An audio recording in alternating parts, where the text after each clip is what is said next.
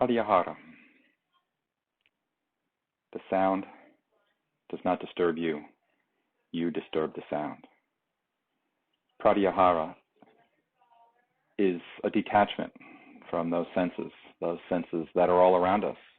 The sound is there. The bird chirping is doing its job. That sound is beautiful. It's there. It's not about us suppressing that sound, but managing it and managing our attention. The beautiful smells coming from the kitchen as dinner is being prepared. That's wonderful. It's not about closing that off and suppressing it with a clothespin on our nose. It's about our ability to non-attach to that, to manage those attachments. So if we think about our sense organs, our eyes, our ears, our nose, right, our tongue and our mouth that has all these wonderful taste buds, the touch that we're able to feel things and determine their temperature and their density and all kinds of things. It's wonderful. So what I'd like to do is do a little exercise that I think helps to understand what Pratyahara is a little more clearly than words. I think words sometimes are inadequate. So if you sort of adjust yourself in your seat and get a little more comfortable, maybe have your eyes closed. And let's just use our ears for this exercise. And what is that sound that is most dominant? Is it cars going by with horns blaring? Is it some machinery, a jackhammer or something out there? Someone in the other room? What is that most dominant sound? Now, let's bring our attention to the closest sound. What is the closest sound that we can hear? Is that breathing, perhaps? Sometimes I can hear just the air passing through my nostrils. Just the resistance of my nostrils as the air goes by creates a little bit of sound, and that's really close, right? That's within our body, within our nose. Can we hear that? Maybe the rustle of our shirt as we breathe and our belly comes up and down. Maybe if the window's open, there's a rustling of a paper on the table next to us.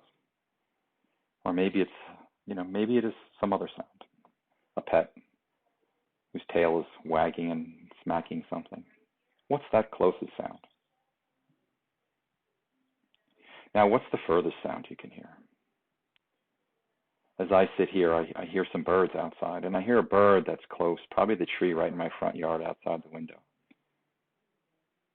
But I can also hear a bird across the street. The neighbor has a big front yard, maybe somewhere on the other side in the tree line over there. I can hear a bird just every so often. And that's the furthest sound. Let me attend to that furthest sound. You attend to that furthest sound. When that furthest sound is what I'm attending to, what happened to that closest sound? Maybe the sound of the air in our nostrils. What happened to that most dominant sound? Was it still there? Of course. The sounds are there. The sounds are doing their job. The bell is ringing. But what are you attending to? So it's being able to take it to another level where I'm not attending to the most distant sound, but to something else. Maybe it is my breath. Maybe it is a concentration or a focus of a single point. Something to help me withdraw from those senses. They're there,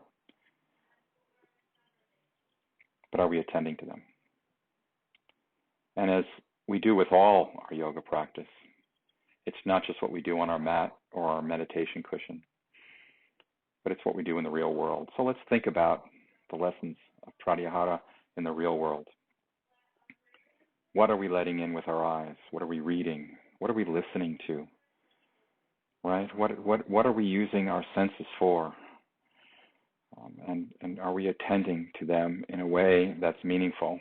And are we being careful and choosing carefully about what we allow in? So I would like you to think about that as you go through your day. And also think about the sound not disturbing you, but you disturbing the sound. Pratyahara.